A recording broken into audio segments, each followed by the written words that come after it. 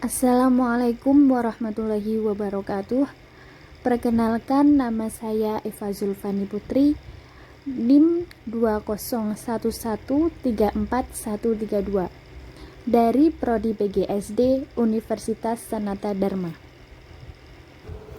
Di sini dituliskan, term adalah suatu kata atau suatu kumpulan kata yang merupakan ekspresi verbal dari suatu pengertian, bagian dari proposisi yang berfungsi sebagai subjek atau predikat, serta dapat berfungsi sebagai penghubung antara dua proposisi yang disebut premis dalam sebuah silogisme.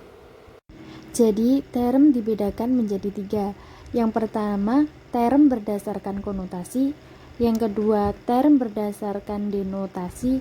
Dan yang ketiga, term berdasarkan predikamen. Pertama, kita akan membahas term berdasarkan konotasi. Berdasarkan konotasi, term atau isi yang dikandung oleh term itu, maka dapat dibedakan antara term konkret dan term abstrak. Dalam logika perlu diperhatikan bagaimana memandang suatu realitas dengan menggunakan term yang mengandung konsep konkret dan term yang mengandung konsep abstrak itu sendiri. Yang pertama, term konkret. Sebagai contoh di sini dicontohkan wanita cantik. Mengapa begitu? Karena hal tersebut menunjukkan sebuah realita, yaitu wanita dengan sifat wajahnya yang cantik. Dan yang kedua adalah term abstrak. Sebagai contoh adalah kecantikan. Mengapa demikian? Karena kata kecantikan ini masih belum memiliki arti yang jelas. Seperti yang dibicarakan itu kecantikan apa? Apakah kecantikan wajah atau benda yang cantik? Nah, masih belum bisa diartikan dengan jelas. Kemudian, yang kedua adalah term berdasarkan denotasi. Berdasarkan denotasi, term dapat dibedakan menjadi term yang bersifat umum atau term umum dan term yang bersifat khusus atau term khusus. Di sini telah dituliskan yang pertama yaitu term umum. Term umum ini yaitu term yang mencakup keseluruhan hal-hal yang ditunjukkan tiada terkecualinya.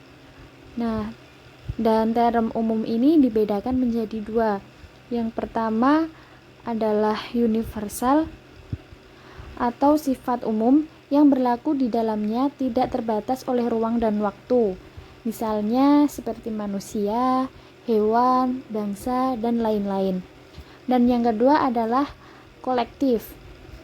Jadi kolektif ini adalah sifat umum yang berlaku di dalamnya menunjuk pada suatu kelompok tertentu sebagai kesatuan.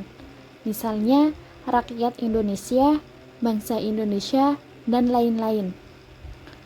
Kemudian yang kedua yaitu term khusus. Term khusus ini hanya menunjukkan sebagian dari keseluruhan, sekurang-kurangnya satu bagian atau satu hal. Jadi, jika umum tadi kan mencakup keseluruhan. Nah, kalau term yang khusus ini cuma sebagian-sebagian saja. Nah, term khusus ini juga dibedakan menjadi dua, yaitu term partikular dan singular. Yang partikular itu adalah sifat khusus yang berlaku di dalamnya hanya menunjuk sebagian, tidak tertentu dari suatu keseluruhan. Dan yang kedua adalah singular. Singular adalah sifat khusus yang berlaku di dalamnya hanya menunjuk pada satu hal atau suatu himpunan yang mempunyai hanya satu anggota. Jadi, kalau partikular itu menunjuk sebagian yang tidak tertentu, sedangkan singular itu menunjuk hanya satu dan hanya satu anggota itu saja. Nah, kemudian yang ketiga adalah term berdasarkan predikamen. Predikamen yang dimaksud adalah cara beradanya sesuatu dalam menghadapi sesuatu yang masih asing dan mengetahui lebih banyak lagi. Maka, pertama yang perlu ditempuh adalah mengadakan penguraian secara kategoris. Penguraian secara kategoris adalah pemerincian menurut cara beradanya sesuatu yang pembagiannya ada 10 kategori, yang merupakan pembagian term universal yang melingkupi keseluruhan aspek sesuatu. Yang pertama adalah predikamen substansi. Jadi, predikamen substansi ini yaitu hakikat zat terdapat dalam diri yang dapat berdiri sendiri. Sebagai contoh manusia, hewan, pohon, dan lain-lain. Yang kedua adalah predikamen aksidensia. Predikamen aksidensia yaitu peserta zat sebagai pemberi bentuk yang tidak dapat berdiri sendiri.